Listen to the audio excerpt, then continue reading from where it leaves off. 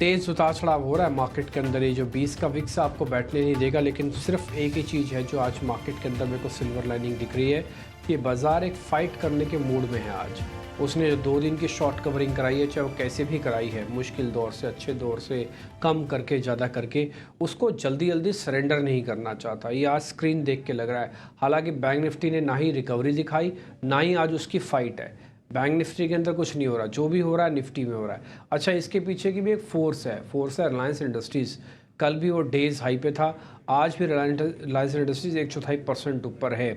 और अगर आप वैसे भी देखेंगे निफ्टी के ओवरऑल कॉन्ट्रीब्यूशंस को भी, तो आपको दिख जाएगा कि मोर देन 30% शेयर, यानी कि आज भी 30 शेयर अभी भी आपको हरे निशान में दिखेंगे और एक 20 शेयर करीब करीब अभी लाल निशान में दिखेंगे।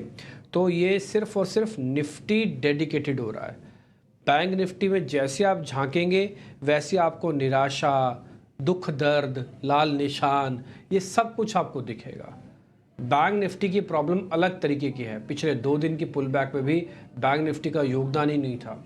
जो योगदान था भी वो इतना ही था कि किसी तरह से वो 47,800 के ऊपर क्लोज कर रहा था।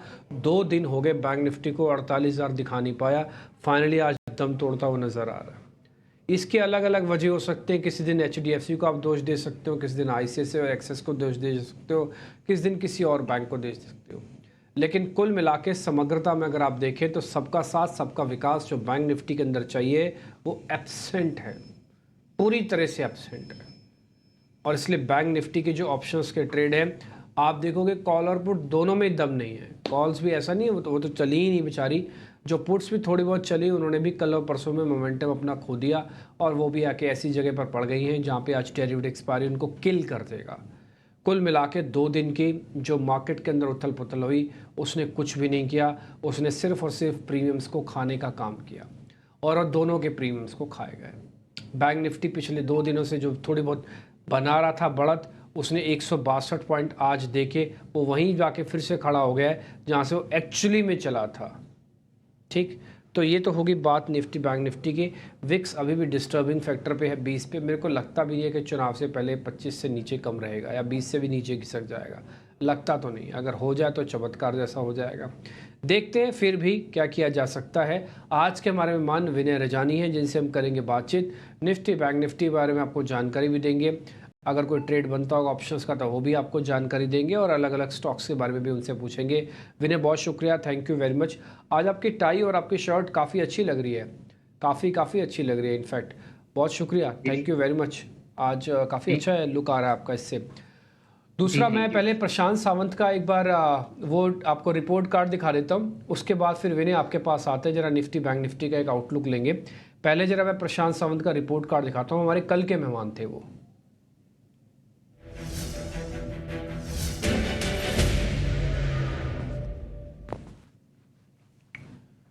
प्रशांत सावंत ने कल आपको 22,000 के कॉल दी होगी, 220 रुपये का रेट होगा, 50% का गेन आपको वहाँ से मिला। हालांकि ये कल में चल गई थी वैसे मैं बताऊँ आपको, और एक कल में इसने अपने टारगेट को भी अचीव कर लिया था। ठीक है, तो कल मैंने आपको क्लोजिंग के शो में नोटिस करवाई थी, आपको ध्यान होगा, आपको इस शो पे हमने नोटिस करवाया था। दूसरा, टाटा पावर में करीब 2.5% का, M&M में गेन हुआ करीब 1.5% का। तो 2.5 और 1.5 4% ये है। ये तो सिर्फ स्टॉक्स का हो गया, ऊपर कॉल्स का मैं छोड़ देता हूँ।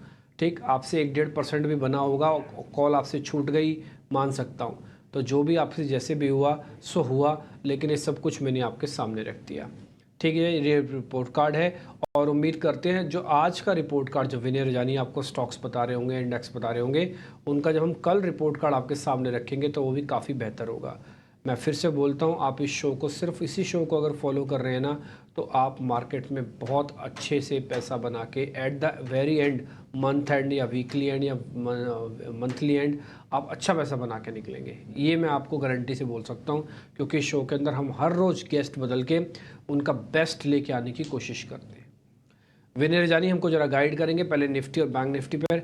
विनय, एक चीज़ तो हमको मार्केट के अंदर देखी है, भले विक्स कम नहीं हो रहा है, लेकिन बाज़ार ने किसी तरह से 22,000 को अपना एक डेरा सा बना लिया। वो ये कह रहा है कि मैं फर्स्ट हाफ में जितना टूटा सो टूटा, लेकिन अब मैं 22,000 को अपना डेरा बनाना चाहता हूँ, ऐसा फीलिंग सी आ रही है। एक कॉन्टिन्यूटी इफेक्ट होता है कि आप जब तेज़ी करते हैं, शॉर्ट कवरिंग करते हैं, उसको second day, third day, fourth day, fifth day भी ले जाते हैं, वो एब्सेंट है। ज़रा हमको गाइड कीजिए कि जिनके पास ऑलरेडी निफ्टी की लॉन्ग है, मान लो 22,000 के ऊपर की पोजीशंस हैं, वो क्या करें, और जिनके पास अभी तक कोई भी सौदा नहीं है वो क्या करें? जी, तो डेफ़िनेटली थोड़ा कन्फ्यूज़न है, नीचे से रिकवरी हालाँकि हुई है, लेकिन पिछले दिनों में हमने देखा जैसे आप बात कर रहे थे बैंक निफ्टी में जितना मोमेंटम चाहिए था, उतना फॉलो ऑफ बाइंग और मोमेंटम नहीं आ पाया। बट एक बात और भी है कि हम रिज़ल्ट सीज़न से पास हो रहे हैं, बहुत सारी मिड कैप कंपनीज़ रिज़ल्ट्स अपने पेश कर रही हैं, तो उसके चलते भी थोड़ी मूवमेंट है। थोड़ा बहुत इलेक्शन के रिलेटेड हमने काफ़ी सारी मूवमेंट और एक देखा था कि एक अनसर्टेनिटी बन गई थी बाज़ार में और विक्स अभी 20 के लेवल पे चल रही है। तो डेफ़िनेटली एक स्लो हो गया है पिछले मतलब आज के सेशन में खुलने के बाद बैंक निफ्टी में ख़ास करके कोई ऐसी तेज़ी देखने नहीं मिली है। लेकिन थोड़ा पॉज़िटिव बायस की तरफ मेरा व्यू है क्योंकि जिस तरह से हमने देखा था कि पिछले दिनों जब करेक्शन आया था, जब पीएसयू सेक्टर में एक वीकनेस आई थी, वो अच्छा खासा रिकवर हो गया और पीएसयू सेक्टर एक अच्छे ट्रैक्शन में चल रहा है। आज हम देख रहे हैं पावर ग्रिड हो या भेल हो या कोई भी पीएसयू बैंक्स में हम नतीजे भी देखें एसबीआई के काफ़ी अच्छे थे। तो अभी फॉलो अप बाइंग कहीं न कहीं जो पहले करेक्शन है वो स्टॉक अच्छे रिकवर हो रहे हैं। तो अभी कोई निफ्टी बैंक निफ्टी में इतना कोई मोमेंटम ट्रेड तो नहीं बन रहा है लेकिन बायस थोड़ा पॉजिटिव साइड पे है। भले ही आज के दिन में थोड़ा वीकनेस दिख रही हो या बैंक निफ्टी में या इतना कंसोलिडेशन दिख रहा हो, लेकिन अल्टीमेटली मुझे लग रहा है कि बाजार में जिस तरह की रिकवरी हो, जिस तरह की ब्रेथ में इम्प्रूवमेंट है, कल के सेशन में हमने बैंक निफ्टी में इनफैक्ट 2.5% की लॉन्ग बिल्डअप पोजीशन बनते देखी थी और निफ्टी में हमने शॉर्ट कवरिंग देखी थी। तो ऐसे डेरिवेटिव की डेटा कल के क्लोजिंग पे पॉजिटिव साइड पे थे, हालाँकि एफआईआईज़ का सपोर्ट नहीं है, लेकिन उनकी तरफ से कभी भी शॉर्ट कवरिंग आ सकती है क्योंकि एफआईआई का जो लॉन्ग टू शॉर्ट रेशियो है, वो भी काफ़ी ओवरसोल्ड लेवल पे आ गया है। तो मेरी थोड़ी होप पॉजिटिव साइड पे है, हालाँकि अभी मैं कोई ट्रेड रिकमेंड नहीं कर रहा हूँ क्योंकि मोमेंटम लैकिंग है और ऑप्शंस में ऐसा हो सकता है कि विक्स थोड़ा भी नीचे आया, तो आप ऑप्शन बायर हैं, तो आपको प्रीमियम घिसते हुए दिखेंगे और आपको मोमेंटम नहीं मिलेगा। तो डेफिनिटली इट्स नॉट टाइम के यहाँ पे ऑप्शन बाय करके चलें, लेकिन थोड़ा नीचे आता है तो बाय ऑन डिप्स की रणनीति रखेंगे तो ज़्यादा अच्छा लगेगा और मुझे लग रहा है 22,000 का level as a strong support काम कर सकता है, तो वो एक स्टॉप लॉस बन जाता है निफ्टी स्पॉट लेवल का। तो थोड़ा पॉजिटिव बायस से काम करें और सिलेक्टेड पीएसयू स्टॉक्स मुझे काफ़ी अच्छे लग रहे हैं। ठीक है, सेलेक्टेड पीएसयू स्टॉक्स आपको ठीक लग रहे हैं। आप कह रहे हैं कि अपनी बायसनेस का थोड़ा चश्मा बदल लीजिए, वो पॉजिटिव कर दीजिए। दूसरा, 22,000 का एक स्ट्रॉन्ग बेस आपको दिख रहा है। तीन चीज़ें मैंने आपके इस वर्डिक्ट से निकाली है। पहला, सरकारी बैंक, 22,000 का बेस, और आपको थोड़ा पॉजिटिव व्यू रखना है। थोड़ा बहुत अभी लैक लस्टर है बाज़ार, यहाँ से अब मेहनत करना पड़ रहा है, बट अगर आपके पास पोजीशन है तो ज़्यादा डरने घबराने की ज़रूरत नहीं। ये बड़ी मेहनत से जो 22,000 का लेवल होल्ड कर रहा है मार्केट, ये शायद एक तरह का नियर बॉटम भी है जो बाज़ार आपके लिए दिखेगा यहाँ पे। विनय, हम थोड़ा सा कार्यक्रम मैच ट्विस्ट कर रहे हैं, यानी कि थोड़ा चेंजेस कर रहे हैं। आज हम अपनी कॉल्स ना लेते हुए पहले आपकी ट्रेडिंग कॉल्स ले लेते हैं, उसके बाद फिर अपने लॉन्ग शॉर्ट वड़ावर जो भी हमारे बना रखा है वो सब हम बाद में पूछेंगे। पहले आप अपनी ट्रेडिंग कॉल्स हमको बता दीजिए। जी, तो मेरी तरफ से 2 ट्रेडिंग कॉल है। पहला मेरा स्टॉक रिकमेंडेशन है पीएफसी मे फ्यूचर। तो पीएफसी में अच्छी खासी एक बिल्टअप आज रिकवरी जिस तरह से पीएसयू सेक्टर की मैं बात कर रहा था, तो पीएफसी, आरईसी और काफ़ी सारे पीएसयू स्टॉक्स अभी आज अच्छे रिकवर हो रहे हैं और अच्छी खासी बिल्डअप भी हो रही है। तो पीएफसी में 5-10 मिनट पहले ही मैंने उसको चूज़ किया था, बट उसमें ही हमने देखा कि पिछले 5-10 मिनट में इसमें अच्छी मूवमेंट आई है। तो पीएफसी का मे फ्यूचर जो मैंने रिकमेंडेशन का लेवल था 434 का था, जो अभी बढ़ के 440 तक आ गया है। बट अभी भी यहाँ से पोटेंशियल हो सकता है। मेरा ओरिजिनल जो टारगेट था, जो मैंने सोचा था 449 का, ₹15 ₹16 की अपसाइड में देख रहा था। लेकिन अभी वो लेवल से थोड़ा नज़दीक हो गया है, तो थोड़ा उसको हम स्टॉप लॉस रिवाइज़ करेंगे। बट ओवरऑल जो मेरी रिकमेंडेशन थी, वो पीएफसी मे फ्यूचर लॉन्ग करने की थी 434 पे, 424 का स्टॉप लॉस और अपसाइड में 449 का टारगेट। जो सेकंड पिक है मेरी जो सेल साइड की है, वो है टाटा मोटर्स में। तो टाटा मोटर्स में हमने देखा था कि नतीजों के बाद जिस तरह से मल्टीपल डाउनग्रेड्स आए थे और जिस तरह से सपोर्ट्स हमने टूटते हुए देखे थे टेक्निकली, तो कहीं न कहीं ऐसा हो सकता है कि जो स्टॉक ने एक नेगेटिव सेंटीमेंट से गुज़र रहा है, उसमें कंटिन्यू रहे वीकनेस और जो स्टॉक ऑलरेडी अच्छा कर रहा है और पॉजिटिव सेंटीमेंट है, वो continue to remain on the upside. तो एक स्टॉक सिलेक्टिव मार्केट है, तो टाटा मोटर्स सेल साइड में मैं रिकमेंड करूँगा। मे फ्यूचर आप शॉर्ट कर सकते हैं 957 पे। स्टॉप लॉस आपका 977 होना चाहिए और डाउन साइड में 930 का टारगेट आप एक्सपेक्ट कर सकते हैं। तो मेरी तरफ से एक लॉन्ग और एक शॉर्ट, पीएफसी मे future on the long side और टाटा मोटर मे future on the short side. आपके दोनों शेयर्स हमने नोटिस कर लिए, टाटा मोटर्स, लेकिन विनय एक चीज़ है जो पीएफसी वापस से दिखाना स्क्रीन पर। 449 का आपका टारगेट है, 441 ऑलरेडी आ चुका है। शेयर ना काफ़ी स्पीड से ऊपर आया है, कुछ चेंजेस कर रहे हैं तो बता दो, ये तो स्टॉप लॉस हमको चेंज तो करना पड़ेगा, तो बहुत डीप जा रहा है स्टॉप लॉस तो फिर। जी, तो अभी अगर हम ट्रेड ले रहे हैं तो अभी स्टॉप लॉस रिवाइज़ करके हम 431 पे कर सकते हैं। टू बी प्रिसाइज़ 1 मिनट मैं फ्यूचर ही बता देता हूँ आपको निफ्टी। पीएफसी फ्यूचर अभी चल रहा है 441, तो आई वुड रिकमेंड कि इसमें स्टॉप लॉस रिवाइज़ करके 432 का कर सकते हैं और आप 459 का टारगेट यहाँ पे एक्सपेक्ट कर सकते हैं। जिस तरह का मोमेंटम है मुझे लग रहा है ये तेज़ी आगे बढ़नी चाहिए, तो स्टॉप लॉस रिवाइज़ करके 432 का कर रहा हूँ और टारगेट आप 459 का पकड़ के चल सकते हैं। ठीक है सर, हम भी चेंजेस कर देते हैं, सामने सामने लिख देते हैं, क्योंकि उस समय तो पूरा ट्रेड ही गड़बड़ा गया, क्योंकि आपका ना शेयर जैसे आप शो में बैठे ना उसके बाद से चलना शुरू हो गया था ये। तो अब हमने चेंजेस कर दिया, पीएफसी का फ्यूचर बकायदा लिख दिया, और ये भाव भी फ्यूचर के ही अपनी स्क्रीन पर आप देख पा रहे होंगे। 441.10 का भी रेट चल रहा है, 460 का मोटा मोटी टारगेट है, 432 का स्टॉप है। तो पीएफसी और बढ़िया चल सकता है। देखो शेयर कितना चला है ये मत देखो, कितना चल सकता है ये देखो। तो अभी गुंजाइश है चलने की। तो आपके पास दो रास्ते हैं, या तो छोटा मोटा डिप आ जाए 2-5 रुपए का और सस्ता हो जाएगा, आपके पास 32 का स्टॉप लगा हुआ है तो आपके पास 2-4 रुपये जाएंगे। और अगर आपको लग रहा है मैं यहीं प्लस कर लेता हूँ, कोई फ़र्क नहीं पड़ता मेरे को कितना चला हुआ है शेयर से, तो भी ठीक है। लेकिन एक चीज़ आप कर लेना, थोड़ा सा वॉल्यूम कम करके रखना, अदरवाइज़ वैसे कोई दिक्कत नहीं है। मेरे को भी ऐसा लग रहा है कि सरकारी कंपनीज वापस से री रेट होंगी। ये 15-16 तारीख के बाद अगले 10 दिन तक ये री रेटिंग का सिलसिला चल सकता है। तो पीएफसी उसमें से एक शेयर ऐसा बनता है। ठीक है सर, टाटा मोटर्स और पीएफसी दो आपके हमारी आज के ट्रेड हैं शुरुआत में, जो आपने अपनी ट्रेडिंग कॉल्स के रूप में दिए हैं। अब हम जरा ताज़ा खरीदारी वाले यानी कि अपने शेयर आपसे पता करते हैं, और आप जरा बताते जाइएगा इन सब में क्या करना है सर। फ्रेश लॉन्ग ताज़ा खरीदारी वाले शेयर्स जरा स्क्रीन पे लेके आए।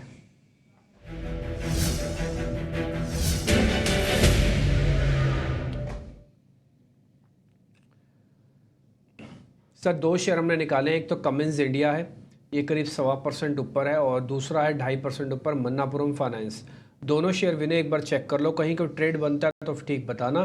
इनकी कोई रिप्लेसमेंट है तो वो भी आप बता सकते हो। दूसरा, इनको अगर ड्रॉप करना है तो आप ड्रॉप भी कर सकते हो, जैसे आपको ठीक लगे वैसे बताओ, पूरी फ्रीडम है। जी, तो इन दोनों में से मुझे थोड़ा जो रिलेटिव सेटअप है वो क्यूमिंस इंडिया का काफ़ी पॉज़िटिव लग रहा है। हालाँकि पिछले 3-4 सेशन में अच्छी खासी बढ़त हो चुकी है और कैपिटल गुड्स सेक्टर में हमने पूरा एक ज़बरदस्त मोमेंटम बिल्ट इन होते हुए देखा हुआ है। लेकिन कंपेयर टू मन्नापुरम फाइनेंस मुझे लग रहा है कि क्यूमिंस इंडिया जो पूरा सेक्टर काफ़ी अच्छा कर रहा है वो कंटिन्यू कर सकता है।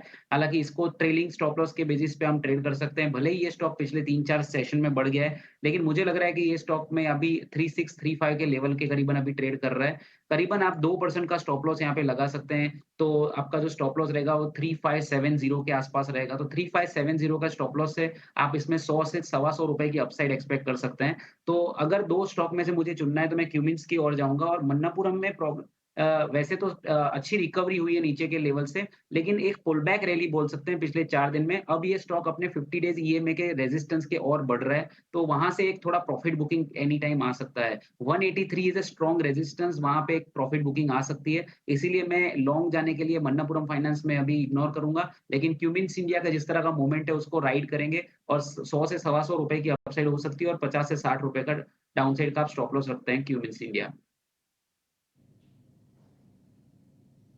ठीक है, डन।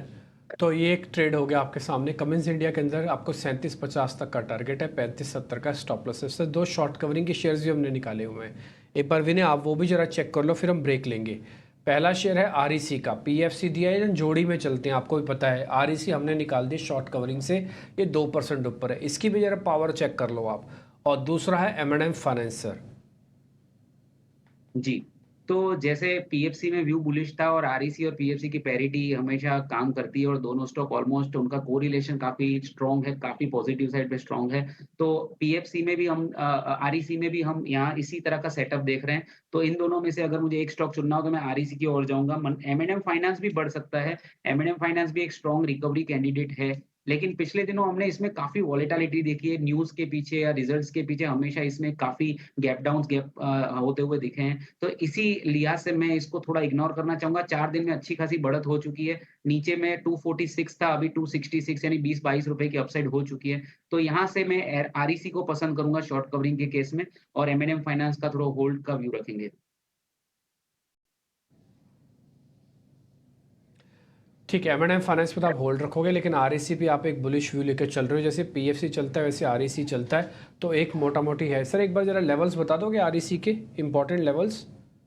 जी, तो आरईसी अभी 533 पे ट्रेड कर रहा है। मुझे लग रहा है कि आज का जो लो है वो काफ़ी स्ट्रॉन्ग सपोर्ट बन गया है। तो 522 जो आज का लो है उसका स्टॉप लॉस होना चाहिए। 533 अभी प्राइस चल रहा है। जो प्रीवियस स्विंग हाई था वो तो काफ़ी दूर है 567, बट अगर आप ट्रेडर हो तो ₹20 की अपसाइड आप एक्सपेक्ट कर सकते हो यहाँ से करीबन से 3 से 4% की अप मूव।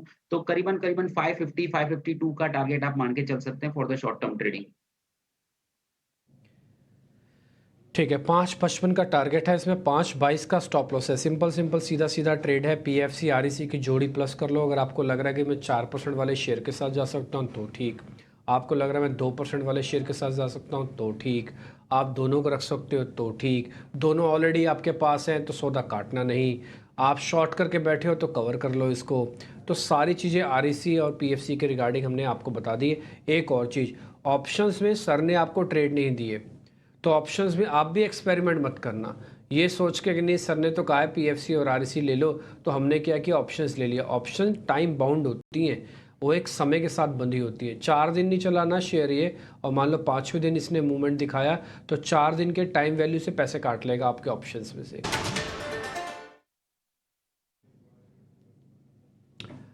ब्रेक के बाद एक बार फिर आपका स्वागत है। तेज़ी के ज़्यादातर शेयर हम डिस्कस कर चुके हैं। REC PFC की जोड़ी कमाल कर सकती है, इसलिए 2 शेयर, एक तो हमने पूछ लिया और एक विनय सर ने खुद आपको बता दिया। इसके अलावा जहां पर हमने जो तेज़ी वाले शेयर्स पकड़े आपके सामने, उसमें M&M फाइनेंस को ड्रॉप किया, कमिंस का एक लौता शेयर आपके सामने हो रखा। जब इंडेक्स की बात हो रही थी तो एक चीज़ बहुत क्लियर हुई, उन्होंने कहा कि पॉजिटिव रखो, 22,000 का बेस बना हुआ है और बाज़ार थोड़ा चल सकता है। अभी थोड़ा मुश्किल है, धीरे धीरे करके चलेगा, पर ठीक होने में समय लगेगा। आगे बढ़े, अब जरा मंदी वाले शेयर्स चेक करवा लें सर से। तो जरा ताज़ा बिकवाली वाले शेयर्स वो जरा स्क्रीन पे लेके आए।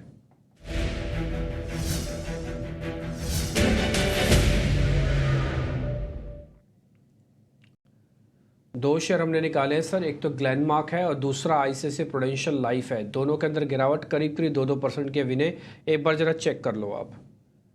जी, तो मैं आईसीआईसीआई प्रूडेंशियल का चार्ट जिस तरह से देख रहा हूँ, आज पिछले दिनों अच्छी खासी रिकवरी हुई नीचे के लेवल से 552 से लेके इसने रैली दिखाई 604 तक, और कल का जो सेशन था उसमें जो at the end of the day इसमें एक डोजी कैंडलस्टिक पैटर्न बनी है और उसके बाद आज फॉलो अप सेलिंग आया है। और आप जिस तरह से बता रहे हो कि इसमें शॉर्ट बिल्डअप हो रहा है, तो आईसीआईसीआई प्रूडेंशियल मुझे डेफिनेटली कैंडिडेट लग रहा है शॉर्ट साइड का, क्योंकि जिस तरह का मार्केट है, काफी सारे स्टॉक जिसमें रिकवरी आई और फर्स्ट डे अगर सेलिंग का है तो उसमें एक थोड़ी जगह बन जाती है शॉर्ट साइड पे। तो मुझे आईसीआईसीआई प्रूडेंशियल शॉर्ट साइड पे दिख रहा है, 585 का लेवल चल रहा है। आप इसमें करीबन ₹10 का स्टॉप लॉस रखते हैं 595 का, और 15 से ₹18 की डाउन साइड आप एक्सपेक्ट कर सकते हैं। तो करीबन 568 570 का टारगेट आप डाउन साइड पे एक्सपेक्ट करिए। 595 का स्टॉप लॉस रिकमेंड करूँगा। तो आईसीआईसीआई प्रूडेंशियल डेफिनिटली आप एक शॉर्ट साइड देख सकते हैं। दूसरा आपने बताया ग्लेनमार्क फार्मा। ग्लेनमार्क फार्मा हालाँकि टेक्निकल सेटअप वीक है और पिछले दिनों हमने इसने एक शॉर्ट टर्म मूविंग एवरेज के नीचे एक सस्टेन होते हुए दिखा है। लेकिन अभी रिसेंटली अब अगर देखें तो ये स्टॉक 1100 के लेवल से ऑलमोस्ट ₹100 से ज़्यादा एक करेक्शन आ चुका है, 995 पे आ गया है। और ऐसा हो सकता है कि जब इस तरह का जब चॉपीनेस होती है मार्केट में, एक ट्रेंड अनसर्टेन होता है, तो काफ़ी सारे स्टॉक करेक्शन के बाद रिकवर भी हो सकते हैं, पुल बैक भी आ सकता है। तो उसके लिहाज से मैं ग्लेनमार्क फार्मा को शॉर्ट में इग्नोर करूँगा और आईसीआईसीआई प्रूडेंशियल एक शॉर्ट कैंडिडेट बन सकता है। ठीक है, तो आप ग्लेन को तो शॉर्ट कर लिया, अवॉइड कर रहे हो, लेकिन हाँ ICICI प्रूडेंशियल हो सकता है टेंटेटिव कैंडिडेट। वो आपकी स्क्रीन पर हमने लेवल्स डाल दिए हैं। अब तक सिर्फ 2 शेयर, एक तो देखो सर ने भी आपको दिया है टाटा मोटर्स के नाम से, और एक ICICI प्रूडेंशियल हमने आपके लिए ढूंढवा दिया शॉर्ट। तो 2 शॉर्ट हो गए, एक तो टाटा मोटर्स हो गया और दूसरा ICICI प्रूडेंशियल हो गया शॉर्ट में। ग्लेन को हमने छोड़ दिया, तो 2 शॉर्ट और 3 लॉन्ग हैं। कमिंस है, REC है और PFC है। 3 लॉन्ग और 2 शॉर्ट है। आप देख रहे हो कितना बैलेंस्ड होकर चल रहा है मामला, और ये सारा स्टेट ऑफ अ कन्फ्यूजन की वजह से है, क्योंकि इंडेक्स ने अभी था नहीं पकड़ी है। अगर ये बहुत तेज़ी से ऊपर जा रहा होता आपको शॉर्ट्स कम मिलते, लॉन्ग्स और आते, लेकिन अगर वीक करोगे तो यहाँ पे बाजार बॉटम भी ढूंढ रहा है, तो 22,000 का बेस ना भी तोड़े, तो इसलिए थोड़ा ना मिक्स एंड मैच आपको मिल रहा है। बहुत ही सिलेक्टिव रहिए। अगर आपको फिर भी लगता है कि मेरे से ये हैंडल नहीं होगा, तो उसका सबसे आसान तरीका है लीव द मार्केट। बाजार को छोड़ दो 10 दिनों के लिए, कुछ नहीं पड़ने वाला 10 दिन में बॉस। दिन चलो छोड़ दो, मैं अगर हम 200 दिन भी होते हैं ट्रेडिंग के, 10 दिन छोड़ भी दोगे तब भी 190 दिन है ट्रेडिंग के, काहे को 10 दिन के अंदर आके पूरा दिमाग लगाना बाजार में।